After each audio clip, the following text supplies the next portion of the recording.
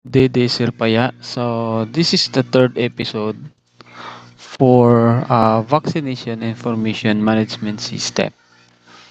Okay, so dito sa ating category, nakapagal natin ang category at saka sa vaccine. And then today, add tayo ng medical staff at saka health facilities. And then if makaya pa natin yung personal details, i-add rin natin. Okay? So, punta muna tayo sa ating database. Check muna natin if may laman na sila. Okay, so sa personal, ano, not personal, medical. Check natin. Name, designation, license. Okay. So, medical, name, okay. So, sa designation, lagyan lang natin dito ng nurse at saka doktor. So, dalawa lang kasi yung ano natin dito, nurse at saka doktor lang kasi yung sa ating medical staff. So, change natin tong name.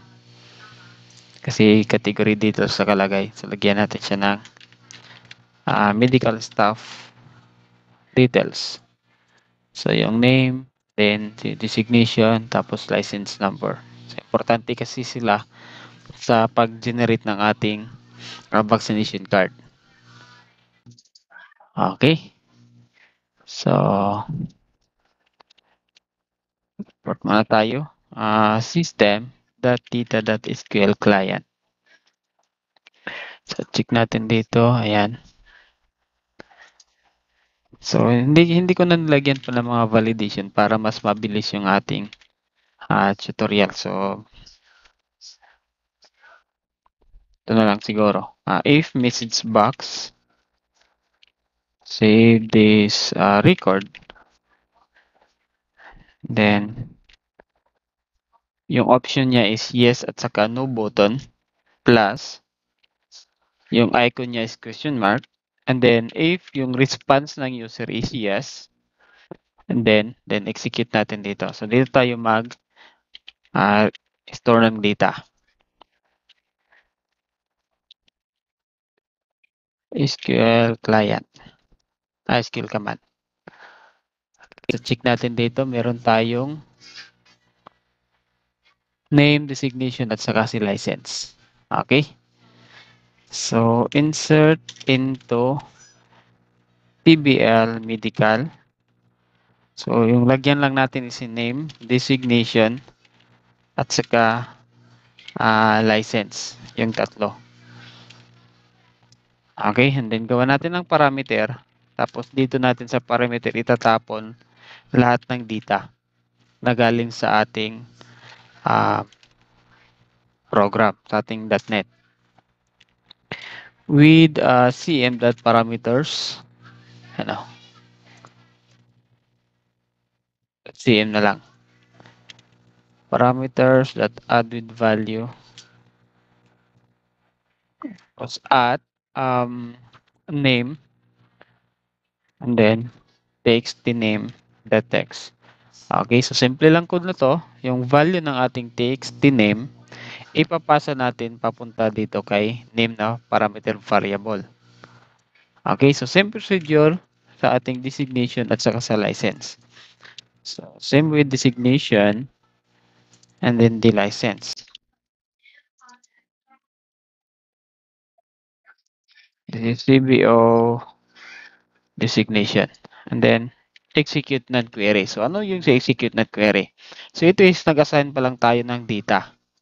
No, from VB.NET papunta sa ating parameter. Okay? So, kailan siya mag-add?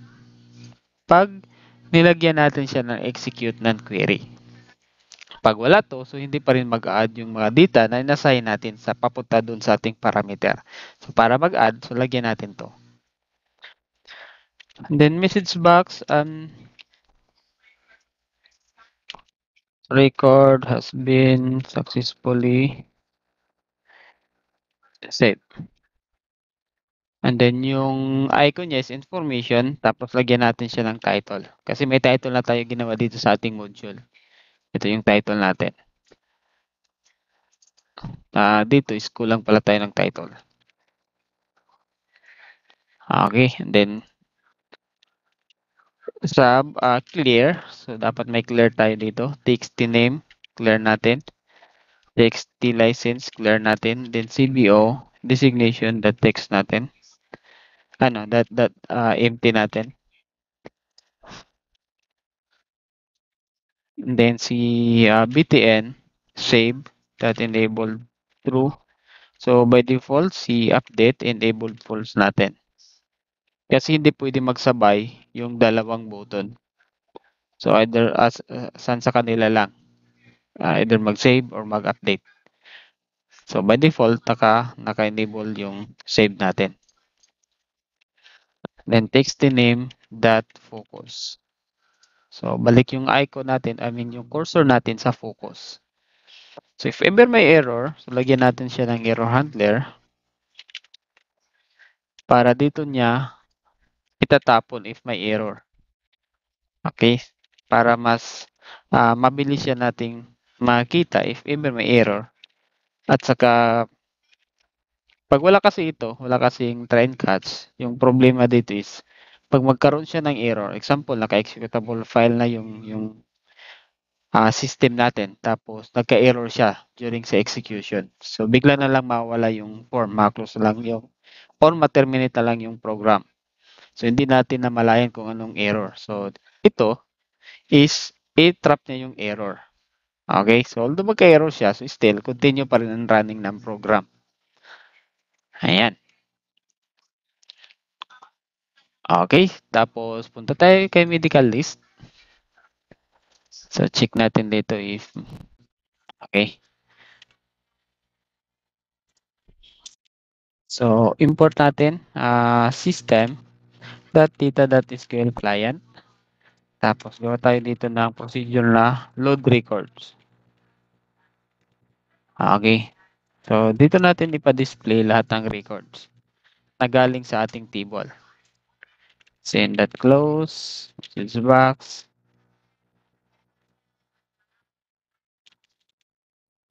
critical. Ayan. So critical lagay natin kasi if ever may error, so ito yung i-display niya, tapos yung icon dapat is naka-critical.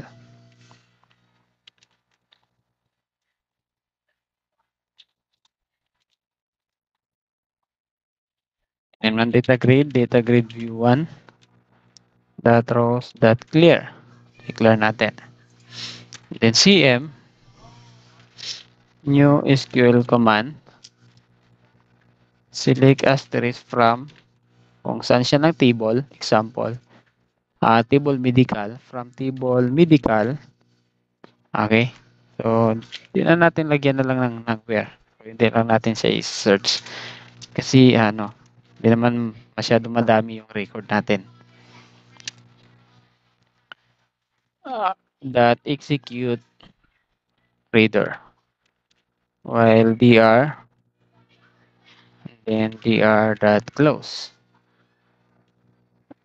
Data grid view 1 dot rows dot clear natin. Not clear, add natin. dr.item. So, yan na natin i-add is yung kanyang ID. So, the primary key. Lagyan natin dito si ID dot string and then dr.item. Add natin yung name dot string. So, make sure na yung nilagay natin dito sa loob ng ating item is same sa name ng ating column dito sa ating table medical. Kasi yung table medical yung tinawag natin. So, dr.item, then we have,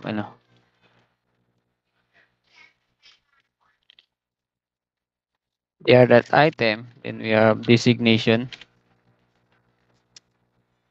and that string, dr.item, tapos, niya is license. That string. So, again, bakit lagyan natin ng toString? So, para i-convert niya yung laman ng ating DR to string. Okay? So, bakit i-convert pa natin? By default, string naman siya. Kasi, pag naka-null yung null value, yung laman ng ating column. So, mag-produce siya ng error. So, para hindi mag-produce ng error, kailangan nating i-convert from null to string para empty na lang siya. Okay, so ayan siya. And then, tatawagin natin dito sa ating medical staff. So, lagyan natin dito ng load records. Okay. Tapos, dito sa ating medical, since nag-save na tayo dito, itatawagan rin natin dito. Ifrm medical list dot load records. Tapos, clear lang natin.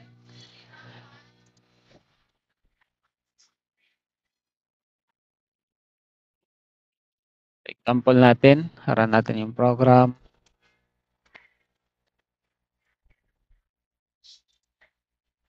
So, name natin is, example, Rambo Tan, designation, doctor, license number. So, PRC, example lang to Ayan. Save natin, save record, yes. So, nag-save siya. So, meron lang siyang dito record. Okay. So, again, dito is naka-call si admin, tawag dito, naka-column select. No? So, dapat naka-row select. Ano, tama, column select. So, dapat naka-full row select para lahat sila is ma-select natin. Then, by default rin, tanggalin rin natin yung um, selected item. So, punta tayo dito. So, kasi dito sa kanyang selection mode, naka-reader select pala. So, palitan natin siya ng full row select. Okay? And then, dito sa ating records, so, tanggalin natin yung selected item. Data grade, view 1 dot clear selection. Ayan siya.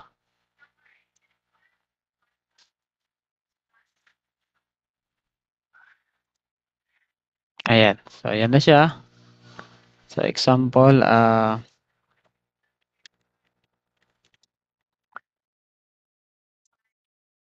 nurse, tapos PRC. Hindi ko kasi alam kung ano mga license number nila, no? So, ayan. So, nandiyan na yung nurse. Ayan siya. The next natin gawin is dapat maka-edit, update, tapos maka-delete tayo ng record. Okay, so dito muna tayo. Check natin yung kanyang column. So, we have a btn edit at saka btn delete. Ayan. So, dito tayo mag-code. Call name as string. Data grade view 1. Dot columns. So, this is the columns. Column index dot name.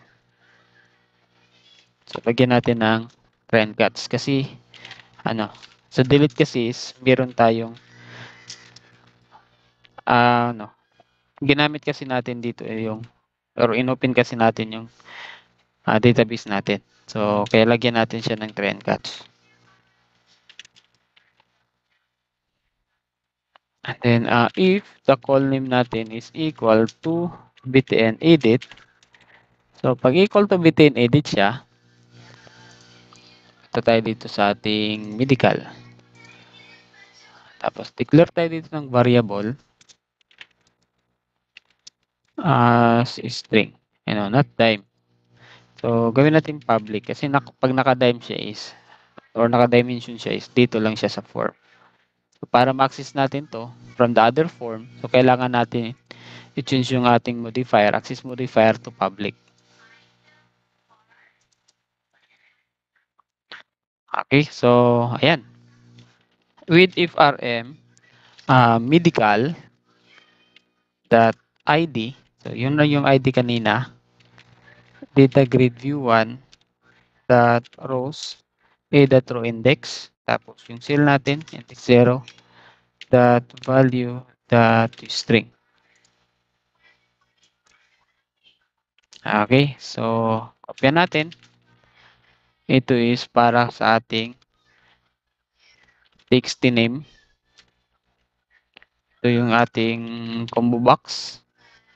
At saka ito yung ating license.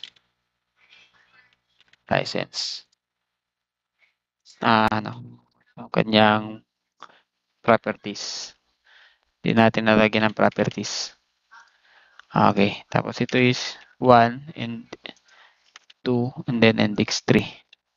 Then of course, si btn save is ate siyang disable. That should dialog natin. Okay. So check natin dito sa pag-add nyo. Add nyo. Ayan, tama. Okay. So next natin gawin is dito lang tayo sa delete. So lagyan muna natin ito ng delete. Else, and then if another condition, pag yung call name natin is equal to btn delete. Then, so dito natin siya i-delete. If message box, do you want to delete this record? Then again, yung option pa rin niya is sa button is yes at saka no. So, hindi pwede yes lang kasi wala siyang option. Automatic mag-delete siya. So, kailangan talaga may option, yes or no. Then, VB questions. Tapos yung title natin. Pag ang response ng user is yes, so dito niya i-delete yung record. Cn.open, cn.close, tapos cm new SQL command, delete from tbl,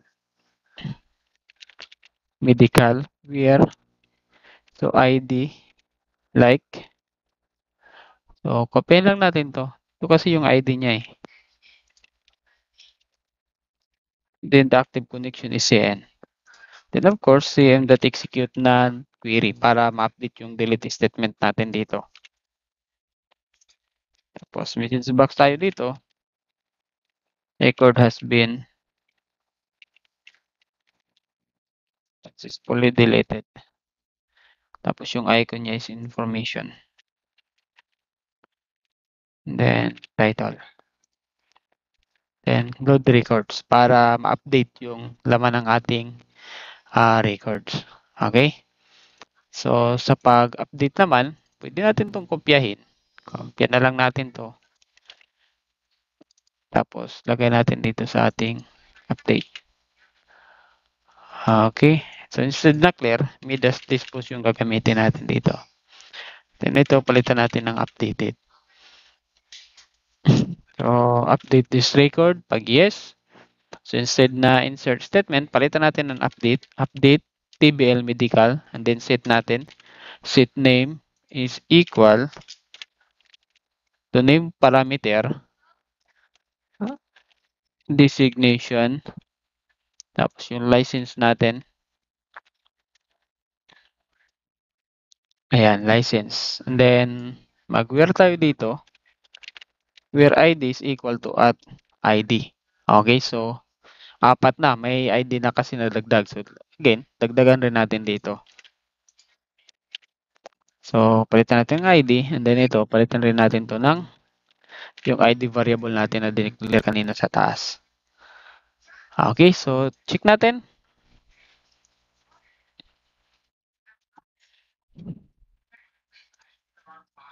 So example ito, check natin. Tanggalan natin ng dalawa. 1, 2. Update natin. Ayan, so update na siya. Okay. So try natin mag-delete if pwede ba siyang maka-delete. Update man natin to. Itong isa.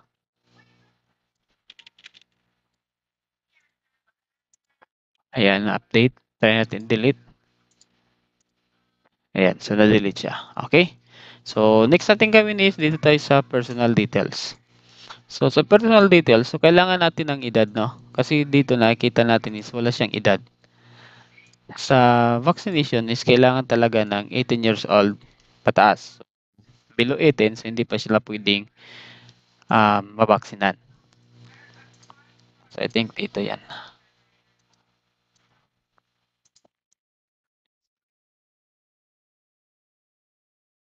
So dito lang natin siya ilagay, insert, tapos yung edad. So, marker na lang natin. Pwedeng integer, pwedeng marker.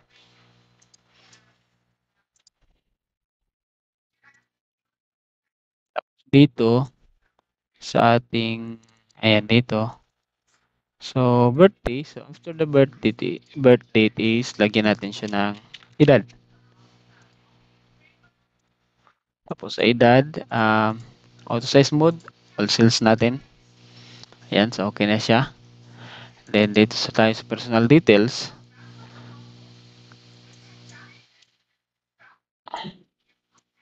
pa natin ng konti. Okay. So, ito lang siguro.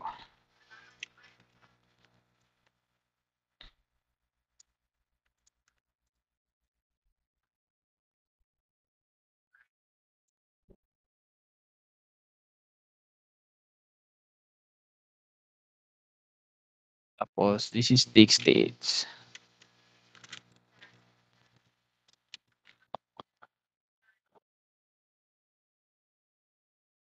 And of course, i-disable natin siya. Okay, so naka-disable siya. So, hindi siya pwede ma-inputan. So, automatic i-generate natin na galing siya dito sa ating birth date. Okay?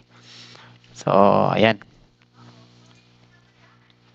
Gawa muna tayo dito ng ng function, no? Public. So, dito na natin ilagay din na lang sa module para mas madali siyang maintindihan ng mga baguhan pa lang. Public function, then it current age, then yung date of birth na galing dun sa ating daytime picker na ipapasa mamaya. Tapos yung return type niya is integer. Ayan, kasi function yung ginamit natin. So, function kasi yung ginamit natin is, again, pag function siya is kailangan natin ng return type. Okay?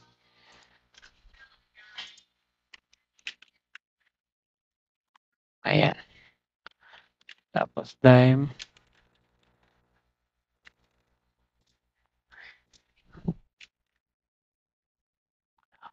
Today, that year, minus ng ating date of birth na galing sa ating parameter, that year. Then if date of birth natin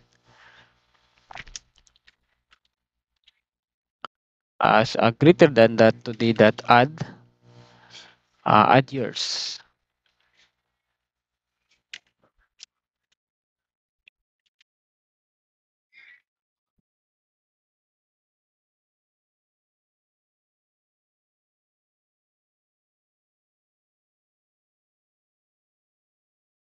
DOB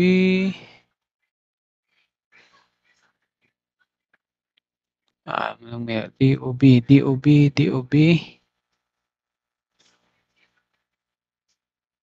category sa DOB.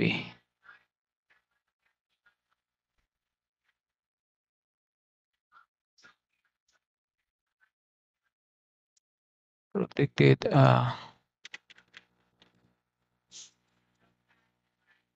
atayaw.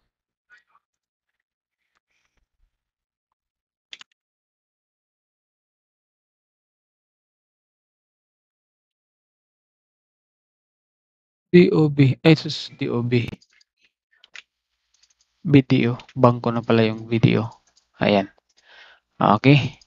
Tapos dito tayo sa ating date of birth. So, text the age the text. Then tawagin lang natin si get current age siya. Tapos ipasa lang natin yung ating daytime picker. Ano bang meron sa ating daytime picker? Bdate. Bdate dot value. Check natin.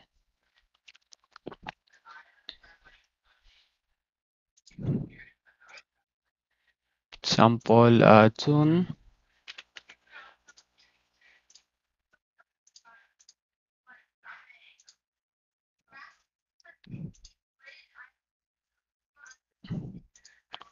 Example natin, February 23. So, automatic yan. Nag-generate siya ng age.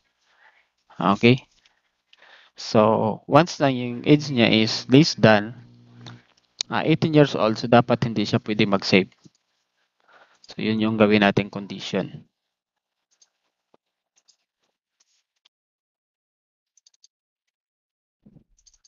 So, dito tayo.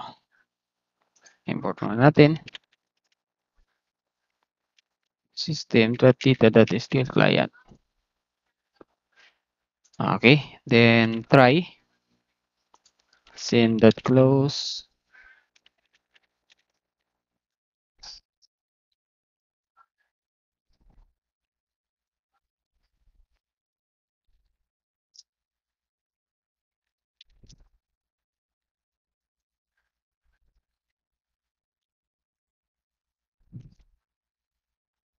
Review questions.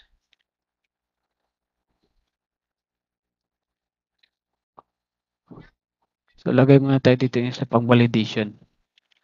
If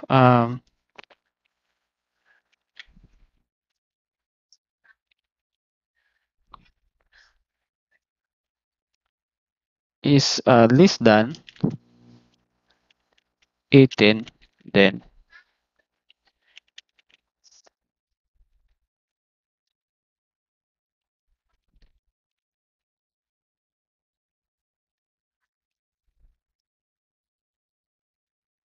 enable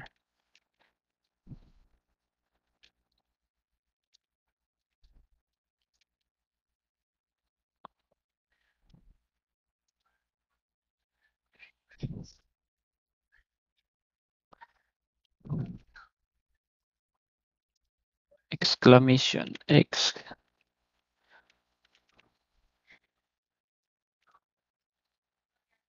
then return. So, para ma-terminate yung ma-terminate yung execution. Okay, so pag naman siya, greater than or equal to 18, so pwede siyang mag-save.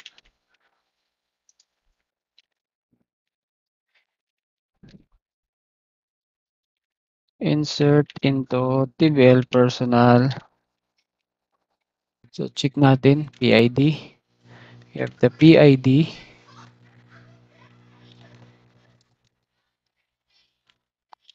LNAME, FNAME, MI,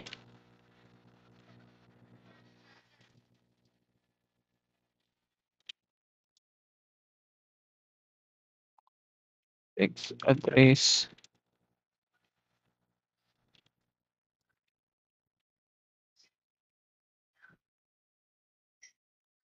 date, age. Lagyan ba natin ito ng age? Press muna natin na. I think meron. Ayan, gender status. Check muna natin yung sa status kung anong default niya. So, yung default is not vaccinated. Okay. So, tanggalin na lang natin yung status dito.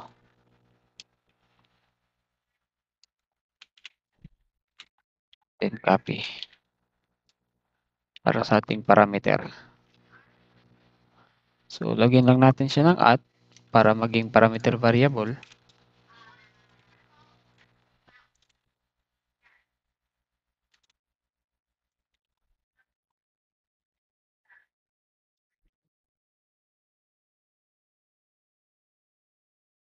But may PID.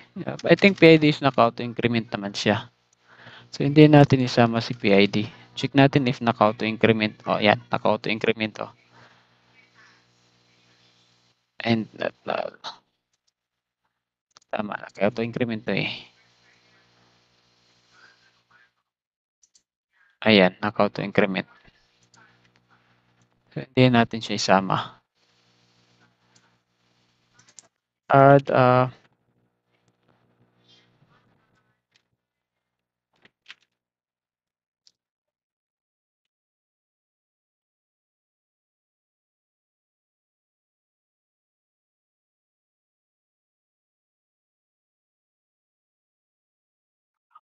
ilan natin to?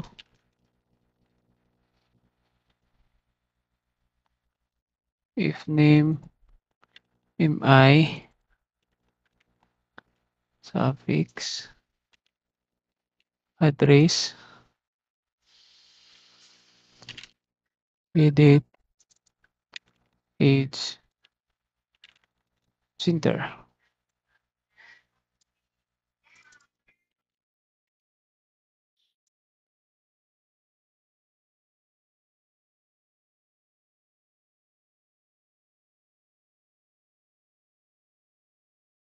That value that string. So convert natin to string. Year, month, day. Ayan. Text address, suffix, mi, and then of course, execute non-query. Then message box tayo.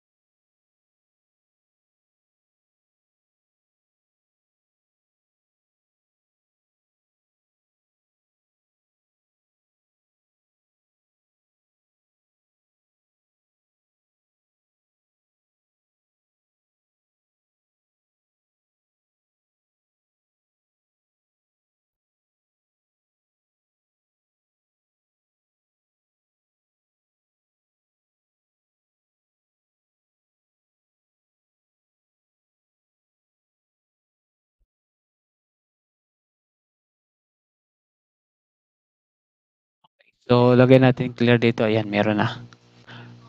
And then dito sa ating personal. So, retrieve tayo ng data.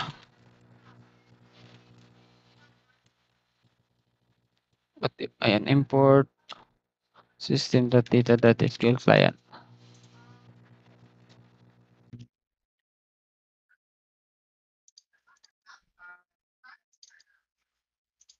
So, I think lagyan natin to ng search button dito. At tayo ng text.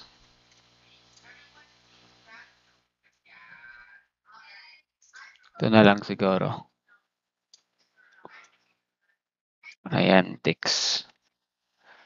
Tapos, txt search. Tapos, yung anchor niya. Ayan, so anchor natin siya dyan.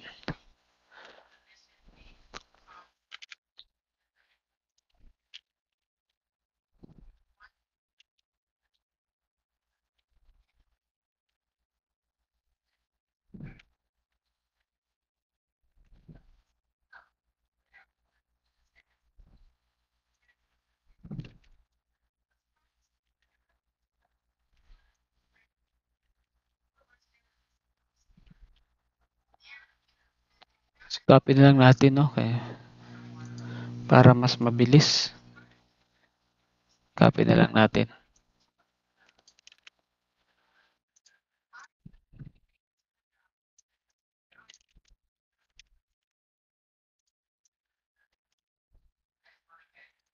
From TBL, personal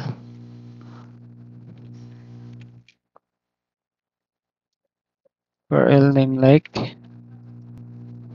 text search the text or if name.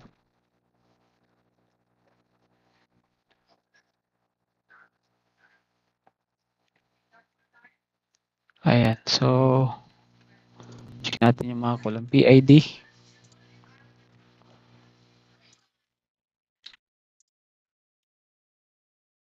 if name, mi.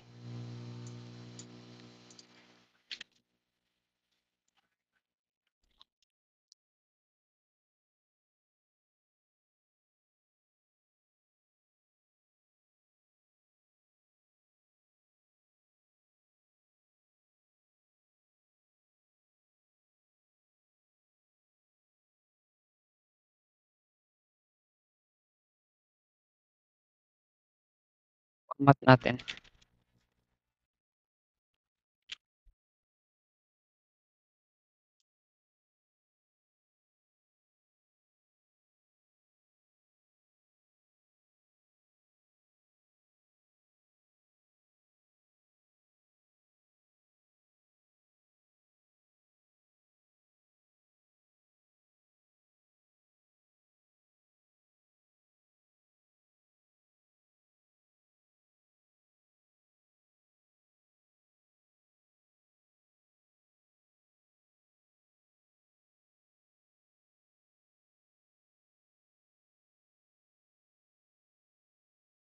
Okay, so balik tayo dito.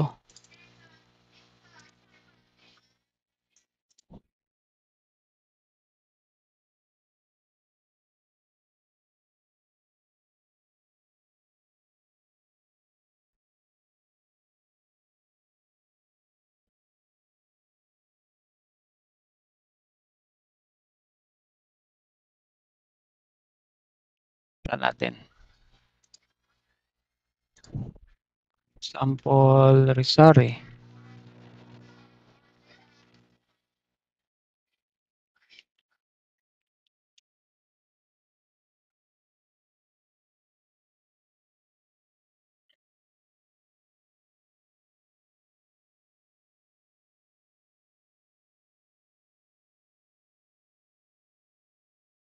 Sample, ito. Lagay natin siya ng gawin nating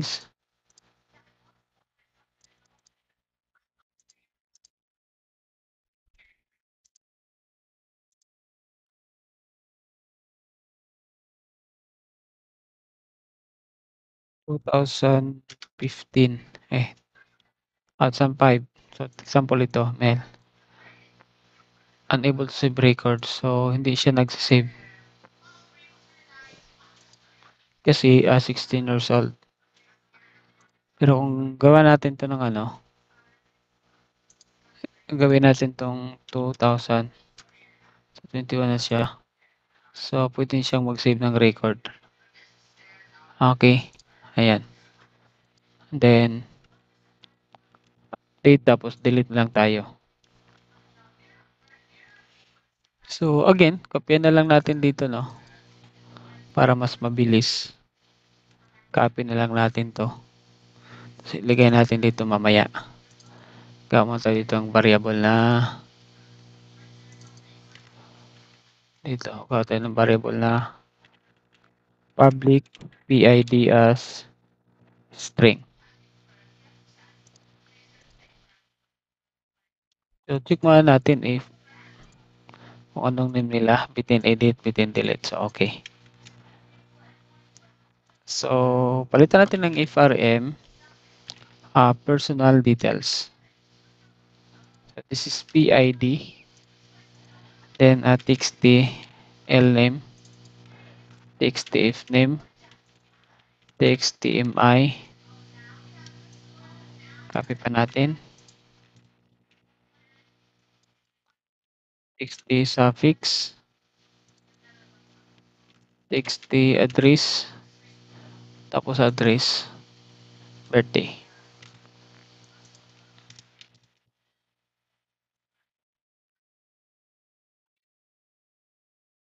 Ano, date, value. So, convert natin to date.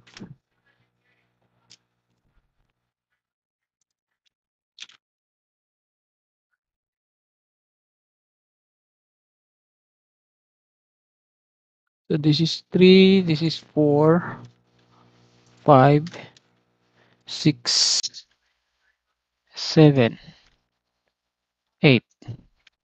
Ayan.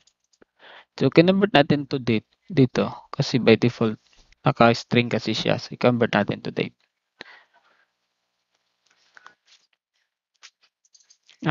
TBL personal where PID. So, PID yung gagamitin natin. Okay, so pwede siyang makadelete. Tapos sa pag-update naman ng record, copy lang natin to. Copy, copy. Ayan. Tapos lagay natin dito sa update. So, update as record. So, update.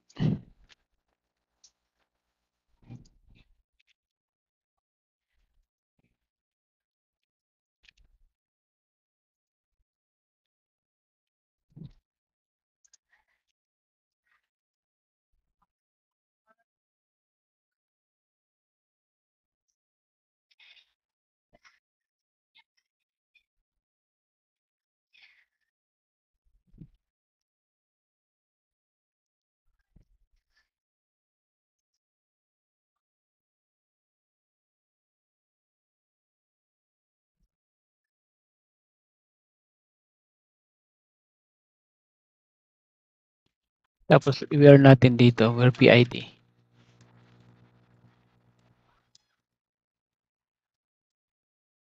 And dito is, add lang tayo dito ng isa para sa ating PID.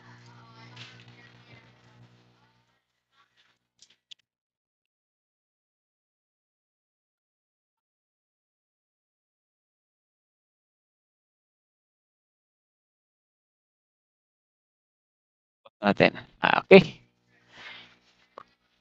So, ayan. So, try natin if pwede ba siyang maka-add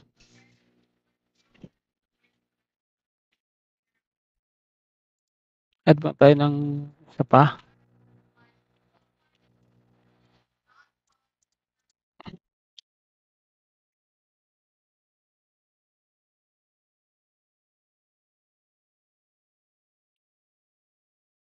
Ayan. So, if ever i-update natin.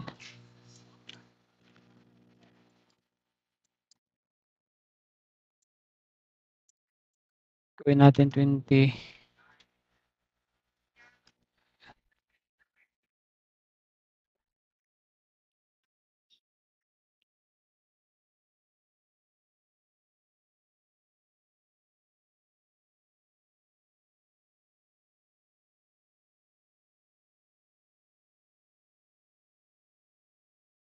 So, pwede mag-update.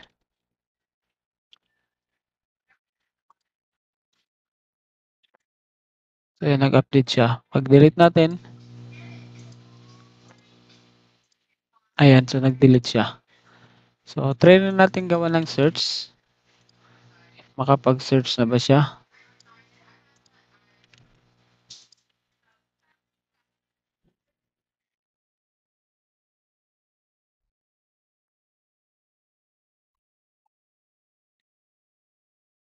Dito kay Exchange. So, load records. Yun na lang siguro para mas mabilis.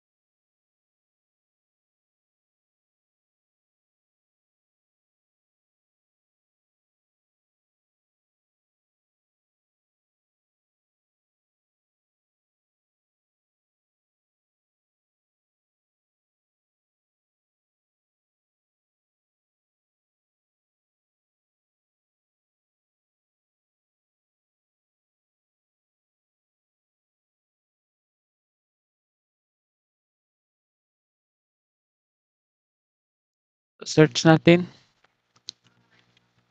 Ayan. So, example, lahat may mga G. Ayan. So, ayan. Gawa tayo ng records. Okay, so, yan lang muna. So, I hope meron kayong natutunan. So, see you sa ating next episode. Thank you.